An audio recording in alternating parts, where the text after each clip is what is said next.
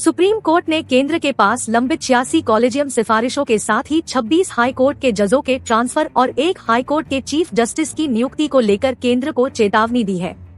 शीर्ष अदालत इन मामलों पर सरकार की तरफ से कार्रवाई करने के लिए मंगलवार को 9 अक्टूबर की समय सीमा तय की।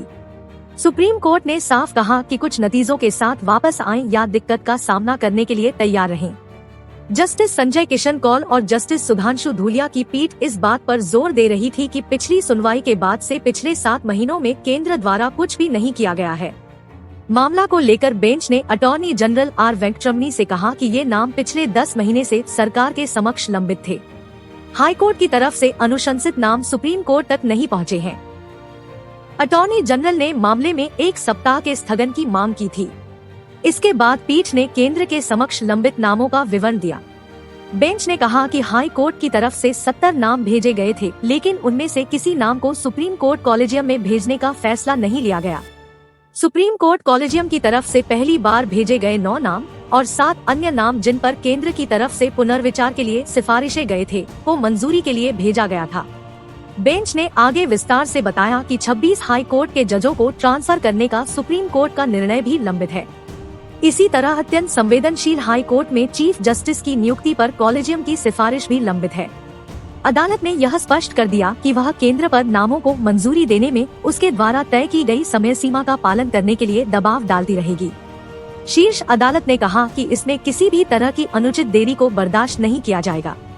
जस्टिस कौल ने कहा कि कहने के लिए बहुत कुछ है, लेकिन मैं खुद को रोक रहा हूँ। अटॉर्नी जनरल ने 1 सप्ताह का समय मांगा है। मैं आज चुप हूँ, लेकिन मैं अगली तारीख पर चुप नहीं रहूँगा।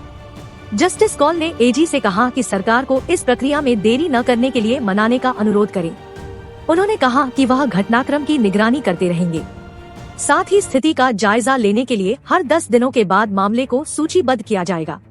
पीठ ने कहा कि कई प्रतिभाशाली वकील नियुक्ति प्रक्रिया में देरी के कारण जजशिप के लिए अपनी सहमति वापस ले लेते हैं। ऐसे में जजशिप के लिए सर्वश्रेष्ठ प्रतिभा को चुनने का न्यायपालिका का प्रयास विफल हो जाता है।